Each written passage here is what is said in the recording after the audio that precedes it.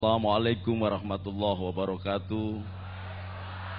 Om Swastiastu, Sancai. Saudaraku yang dirahmati oleh Allah, yang sama-sama memperingati hari lahir orang yang diurapi di dunia, pengadil terakhir yang adil, yang mulia di dunia dan akhirat. Dan Rasul sendiri Muhammad SAW mengatakan, aku saudara terdekatnya. Yang terhormat Kiai Happy, Pak Bupati Rianto itu sudah berapa kali? Baru satu kali. Jangan nyalon bupati dulu, karena saya khawatir kalau Pak Budi ini sering hadir begini nanti malah jadi bupati. Tapi jangan nyalon dulu lah, biar 2 kali. Kemudian Pak Edi, sahabat saya, dan Bapak Dandim, Pak Kapolres yang barangkali diwakili, sahabat saya Pak Robi yang juga menjadi sahabatnya Habib Ahmad, dan saudara-saudara pecinta Indonesia damai, baik yang dari Kristen, dari Hindu, Buddha, Konghucu, Katolik, dan aliran kepercayaan barangkali kalau diundang. Sayang karena ketika saya ngarang lagu ini, ketika Gus Dur sudah meninggal.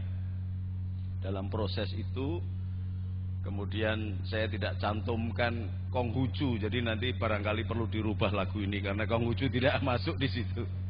Saya mohon maaf kepada teman-teman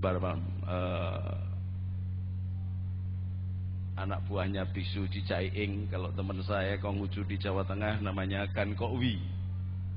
Gan Kokwi itu adiknya Gan KL, pengarang cerita silat, sahabat saya. Ini rodok bengung memang. Biar enggak begitu bengung coba. Barangkali ini sejarah Natalan saya datang begini. Karena di Pati enggak pernah ada. Benar? Bagi banser-banser dan kiai-kiai muda barangkali juga kaget. Tetapi kalau dulu ada 3 orang yang karena cintanya kepada bangsa dan negara ini keluar masuk gereja, vihara, puri, dan pura untuk menyampaikan cinta. Yang ditulis di sini adalah true love. Dan kalau panjenengan buka, lihat di belakang itu, di situ ada El Sadai. Itu Ar-Rahman Ar-Rahim kalau dalam bahasa Arabnya. Ada Yehova.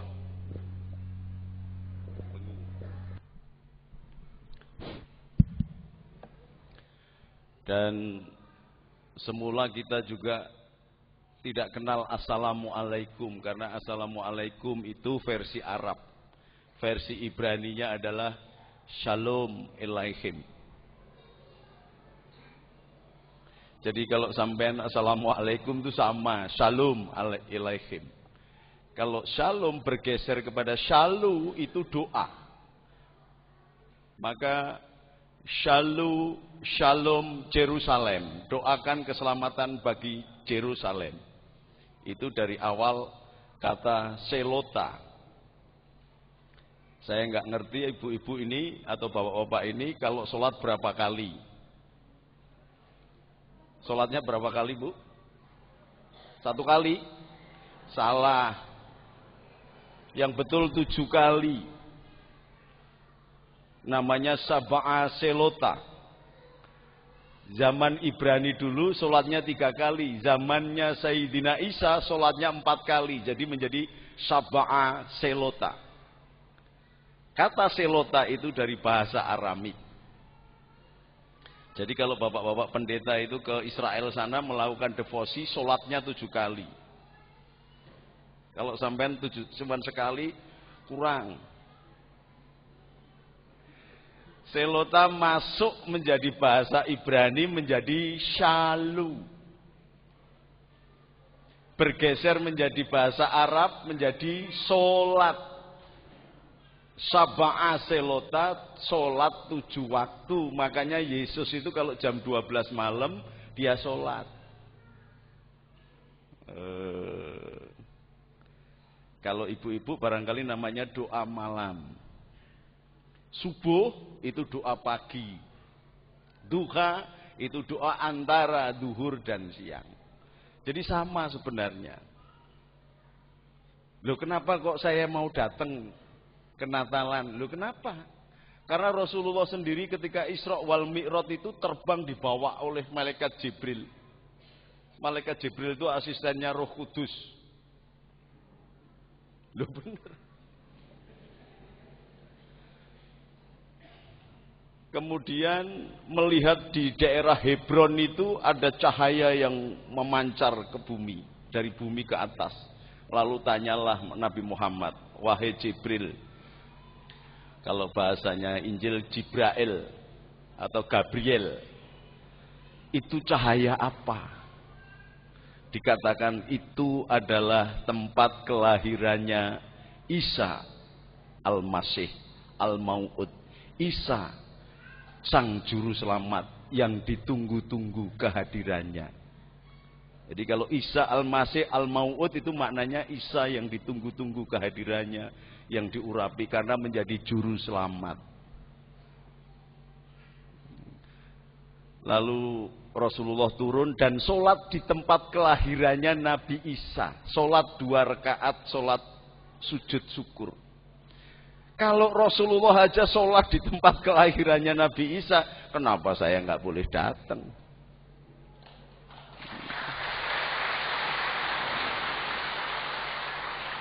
Maka kulit Allah awitur rahman ayyamat tad'u falahul asmaul husna wala tajhar bisolatika wala tukhafid biha wabtaghi baina dzalika sabilan wa qulil hamdulillahilladzi lam yattakhidh walada wa lam yakul lahu syarikun fil mulk wa lam yakul lahu waliyu minaduli wa kabirhu takbiro. Sampean bengong semua karena nggak ngerti artinya. Ini enaknya kiai kalau ceramah di depan orang yang nggak ngerti itu enak gitu. Salah juga nggak ngerti ya. Mari bersama-sama haleluya. Lu kok berani ngomong haleluya? Lah kenapa enggak? Wong halai itu mari kita. Yu memuji. Ya itu maknanya Yahweh, Yehova. Yahweh. Jadi mari kita memuji Yahweh. Jadi kalau ibu-ibu puji Tuhan, haleluya, kebalik, haleluya, puji Tuhan, gitu mestinya.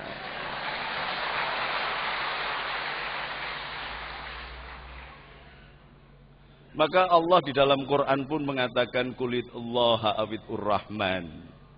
Panggillah aku Tuhanmu itu Allah, Allah, Ilah, atau Ar-Rahman yang Maha Kasih, True Love, atau Yehova.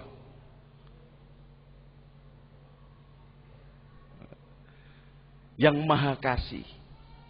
Maka kalau sampean sudah menyebut Allah adalah yang Maha Kasih dan Anda semua murid-murid Tuhan yang ketika lulus menjadi anak-anak Tuhan, maka kewajiban Anda semuanya adalah mengaplikasikan nama Ar-Rahman yang Maha Kasih itu dalam kehidupan sehari-hari. Jadi kalau sampean mengaku anak Tuhan kemudian menjadi murid Tuhan dan lulus menjadi anak Tuhan kok tidak memiliki sifat kasih yang menjadi hukum tertinggi atau Ar-Rahman yang dengan namanya semua firman Allah disebutkan, sebenarnya sampean belum kenal agama dan belum kenal Tuhan. Makanya banyak orang yang seolah-olah melayani agama, melayani Tuhan, sesungguhnya dia melayani nafsunya sendiri.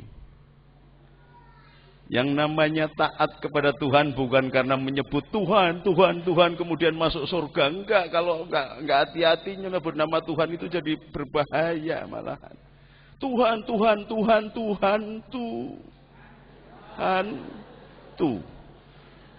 Tuhannya tetap sampean yang jadi hantu. Karena apa?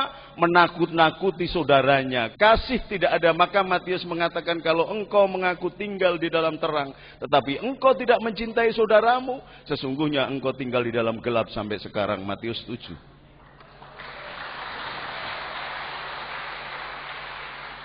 Dalam hadisnya mangkana yu'minu billah wa bil yaumil akhir fal yukrim jarahu, tidak dianggap orang yang beriman kepada Allah dan hari akhir yang tidak mencintai saudaranya. Luar biasa. Maka kasih itu bukan hanya hukum tertinggi, aplikasikan dalam kehidupan sehari-hari, dalam kehidupan kita sehari-hari, baik bertetangga, bersuku dan berbangsa, maka Tuhan akan hadir di tempat kita. Ini nek saya nyalon bupati menang saya loh ini. Tepuk tangan terus Pak Budi. Jadi, tetapi kenapa Gus? Kalau ini ada tanya jawab pasti sampai akan ngomong. Tetapi kenapa Gus banyak kelompok yang tidak setuju, yang macam-macam, yang begini, yang menakutkan saya dan sebagainya. Lah sampean kok cari kelompok yang tidak setuju. Jangankan sampean, yang jelas atas nama Bapa dan Putra dan Roh Kudus. Amin gitu misalnya. Lewong saya asyhadu alla ilaha illallah wa asyhadu anna Muhammadar Rasulullah. Buka internet Gus Nuril kafir, Gus Dur kafir, ini kafir. Jadi kalau sampai dikafir-kafirkan orang wis tenang saja rak wis. Karena kafir itu adalah tembok ini. Nah, yang masih kafir itu, yang belum kafir itu bersama apa itu tuh bekas hitam-hitam itu, coba tengok ke atas itu ada tulisan bersama melangkah tenangkan jiwa. Itu enggak kafir itu. Kalau yang kafir ini yang mulus begini ini kafir sudah, karena kafir itu dari bahasa kafrit, sama kafir, kufar, kafur, dan kalau orang Jawa jadi kapur. Kafir itu menutup. Jadi begini, itu berarti kafir. Begini, enggak, menutup kafir itu. Jadi enggak usah bingung ibu-ibu bapak-bapak dikafir-kafirkan orang. Karena yang namanya peribadatan bukan berteriak-teriak, bareng-bareng, tetapi duduk sendiri dan menyebut namanya Allah dengan nafasnya. Maka dikatakan kulit Allah, panggillah Allah atau Ar-Rahman atau nama-nama yang baik. Bisa diundang Sang Yang Widiwasa, Sang Yang Wenang, boleh dipanggil Wisnu, boleh dipanggil apa, Siwa. Nek perlu misalnya sing tukang ngecat Lombok itu nama bagus, Wahidat yang tukang ngecat Lombok, enggak apa-apa.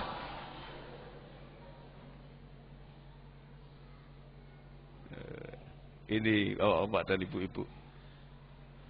Jadi ini sejarah. Memang harus ada keberanian dari Pendeta Robi untuk menghadirkan seorang Nuril Arifin.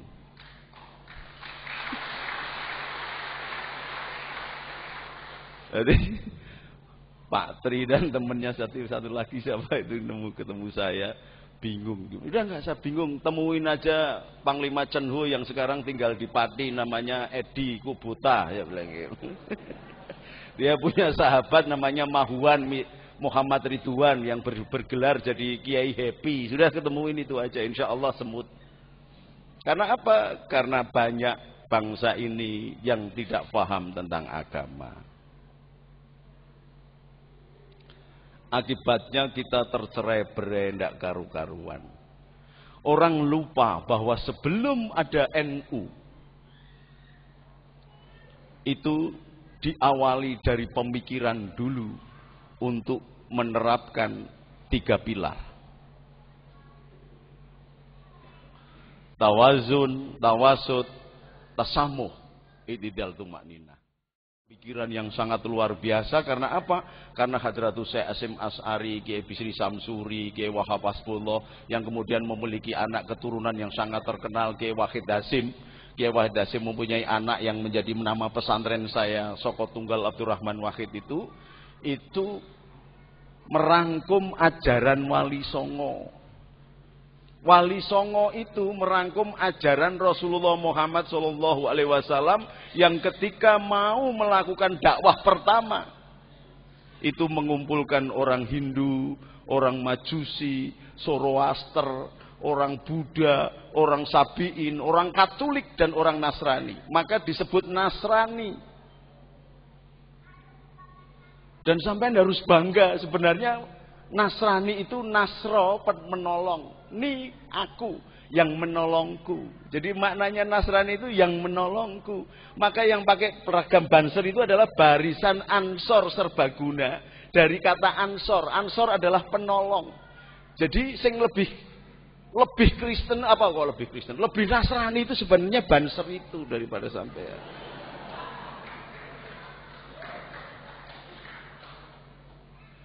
Cuman karena bahasa, yang satu bahasa Arab, yang satu didatangkan dari bahasa Eropa, salang surup. Wong sama-sama bahasa Arabnya aja pada gegeran. Saya pernah suatu saat itu ngajak umroh Jenderal Koswara, yang satu jenderal wanita polisi yang jadi Kapolda di Banten. Karena saya memimpin rombongan haji Lemhanas, termasuk ada Letnan Jenderal Mutoyib, Komandan BIN dulu. Semuanya saya ajak. Nah, ada yang membawa buah kesemek. Tahu nggak Bu kesemek? Tahu ya? Keledung. Enak nggak itu kesemek? Enak. Jadi masalah karena bahasa. Setelah masuk ke imigrasi gitu ditanya, "Mahada, ini apa?" Dijawab oleh Kapolda yang perempuan itu namanya Bu Warsinah atau Warsiah gitu. Kapolda Banten. Dijawab, "Hada kesemek," dengan yakin banget. Nah, petugas imigrasinya langsung ngamuk-ngamuk, marah enggak karu-karuan. Terus saya diundang, "Syarif Ta'al, pimpinan rombongan silakan datang ke sini. Ini ada masalah. Fi muskilah. Masalah apa?" Dia tanya. "Mahada." Saya langsung ketawa. Oh, itu dalam lugat Jawa atau Sunda namanya kesemek. Lalu lugat Arabik. Karena nek bahasa Arab, kus kelamin muk mbokmu. Mahada kelamine mbokmu ya nesu mesti. Jadi bahasa ini berbahaya. Makanya di dalam Islam sendiri banyak madhab-madhab karena tafsir. Di dalam Kristen sendiri, saya kebetulan ketua Forkagama se-Asia. Jadi saya sering mendamaikan orang Kristen sama orang Islam sama orang Buddha di Rohingya. Nanti rencananya setelah pulang dari sini saya akan ceramah dulu Natal di Ungaran, nanti langsung ke Rohingya di Thailand. Karena apa? Yang menyebarkan agama Islam di Jawa ini berasal dari Thailand, dari Kochi, Vietnam, dan Burma. Maka wajah saya rodok kecina-cinaan. Karena Wali Songo itu sebagian besar Cina. Jadi gurunya sampean, gurunya Mas Budi ini Pak Wakil Bupati namanya Yai Maimun Juber itu gelarnya Azamkan. Jadi masih keturunan dari Sunan Ampel, Sunan Giri kalau nggak salah. Maka mbah tandanya gampang, yang agak kecina-cinaan itu nek duwe alis gini alisnya dawa. Ini mesti keturunannya kalau enggak dari Burma, dari Thailand. Kalau enggak dari Vietnam. Nah, saya kebetulan dari Vietnam. Dari Maulana Iska turun ke Sunan Giri turun ke sebelah saya. Maka nama Cinanya adalah Tan Kim Han. Tapi karena saya pakai begini, nggak ada yang berani gitu loh. Karena sampean masih Cino Toro, jadi Cino ketoro. Kalau saya kan Cino Ratoro, nggak ketoro. Kayak Gus Dur itu keturunan Cina, Tan juga marganya. Bahkan yang namanya Pangeran Jinbun itu namanya adalah Tan Kim Bat, ketika menjadi raja Islam di tanah Jawa namanya Raden Patah. Maka dilahir dari darah jingga, diperistri oleh Brawijaya kelima. Punya sepupu dari darah petak berasal dari Thailand, namanya darah petak ini namanya adalah Pangeran Hun Sen atau Husen. Nama Cinanya adalah Tan Kim Seng. Sekarang makamnya di Mojokerto terkenal betul dengan nama Syekh Abdul Qadir Min Sin. Lah nek Gus Dur keturunan dari Raden Patah, tetapi yang lebih dekat kepada garwane Raden Patah itu punya adik juga namanya Tan Boliang, namanya Raden Rahmat. Namanya Sunan Bonang Tan Bun An. Kalau sampean ke Kudus, itu ada seorang guru dari Cina yang sangat luar biasa menjadi gurunya Sunan Kudus. Putranya Sunan Ngudung, namanya Husin Azam Khan. Punya anak namanya Ja'far Sodik Sunan Kudus yang kedua. Sebenarnya muridnya Kiai Tan Lian Sing. Tapi lidah Jawa jadi Jalan Kiai Telingsing gitu. Bisa dicocokkan di sana. Tan Lian Sing, C-nya Tan. Makanya kadang-kadang hati-hati kalau bilang setan gitu. Oh, Gus Dur juga setan. Karena apa? Marga itu Tan. Jadi yang memasukkan Islam ke tanah Jawa ini orang-orang Cina Selatan. Maka disebut Sunan. Suhunan, guru dari selatan. Kayak saya begini, durung pantas jadi kiai, maka disebut Gus. Kalau sudah tua nanti sudah kelihatan bijaksana, sudah lembut gitu kayak Pak Edi, maka disebut kiai. Kiai itu dari bahasa Cina kia dan i. Kia jalan, i lurus. Jadi jalan tol itu termasuk harusnya kiai karena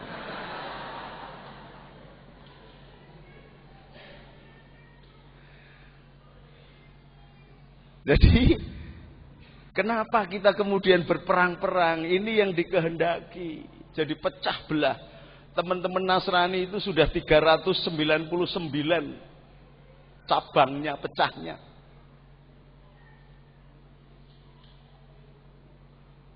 Semuanya dibikin begitu. Yang Buddha pun dipecah juga.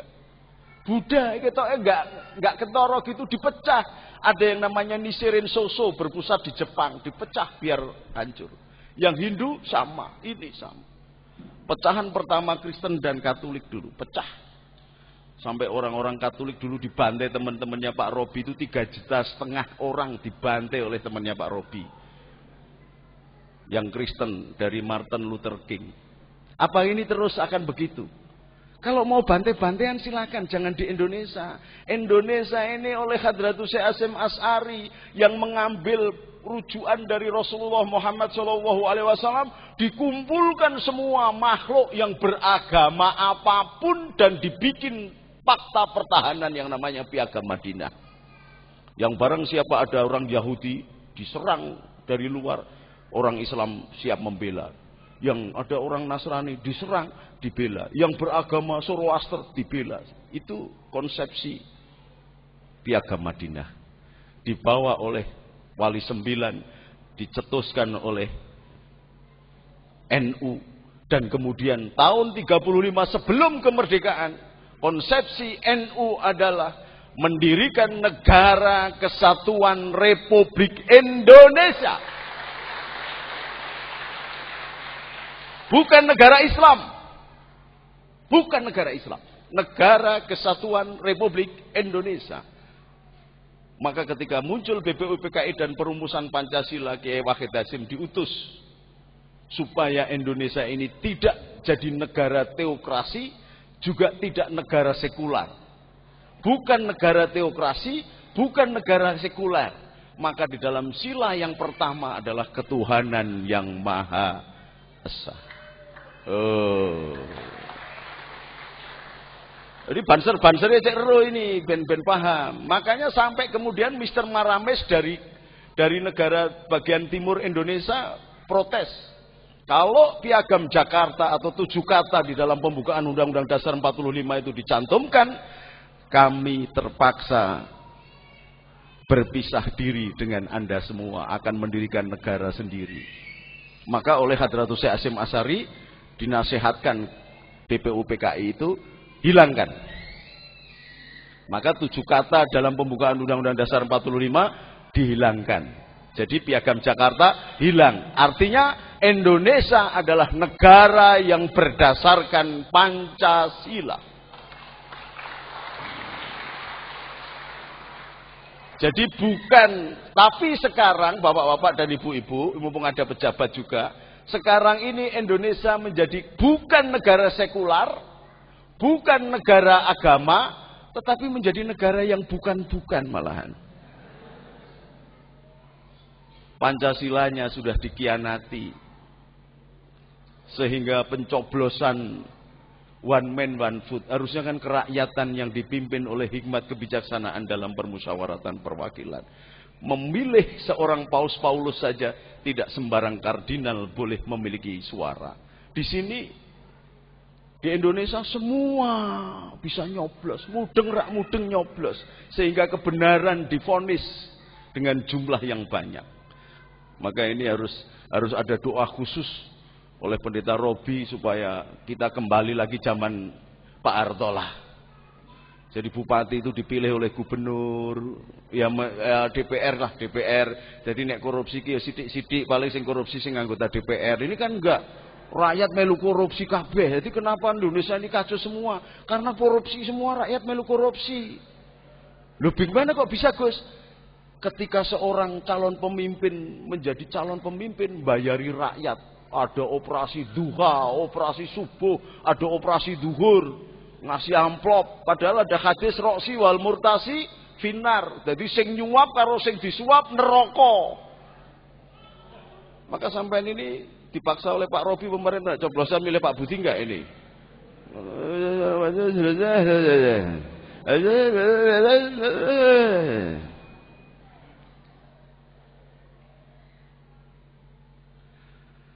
Indonesia kita harus sadari kembali kepada 3 pilar NU itu. Tawazun ini, ibu-ibu dan bapak-bapak juga para pemimpin agama yang hadir ini. Kenapa tidak memilih negara Islam? Kenapa mengambil NU itu sikap tawazun? Tawazun itu dari kata mizan, timbangan, jadi adil betul. Kenapa? Karena ternyata pandangan visioner Hadratus Syekh Hasyim Asy'ari baru sekarang terbukti. Kalau saja dulu menjadi negara Islam, Indonesia sudah habis kemarin-kemarin. Wong tentaranya, angkatan lautnya aja diserempet sama kapalnya Singapura aja nggak berani. Kenapa? Karena kapal perangnya ada 5, yang bisa jalan cuma 3, senjatanya 18, sing somuni 5 tok. Benar ini, saya sering diundang di Mabes TNI untuk bicara. Saya tahu persis. Kalau tidak ada ibu-ibu yang Kristen, yang Hindu, yang Buddha, yang menyebar di seluruh Indonesia ini, Indonesia sudah dianeksasi oleh Amerika. Kurang hebatnya apa Irak? Dia adalah satelitnya Amerika di Jazirah Arab yang memiliki senjata nuklir. Kurang hebatnya apa? Muammar Gaddafi. Kaya raya, semua rakyatnya hebat. Dikasih modal, dikasih kesempatan untuk hidup merdeka yang luar biasa. Kurang hebatnya apa Kuwait? Kurang hebatnya apa Mesir yang memiliki sejarah paling panjang di dunia? Kalahnya sama orang Jawa sama orang Cina tok Mesir itu. Karena di sana muncul anggapan bahwa Bhinneka Tunggal Ika atau pluralisme itu tidak perlu. Maka menjadi negara-negara Islam. Dan begitu kepentingan kapitalis datang, habis. Coba kalau mau di Indonesia meh bedil, dek, wah ono Kosjun di sana, nggak jadi. Mau bedil, dek, wah ada Petrus di sana.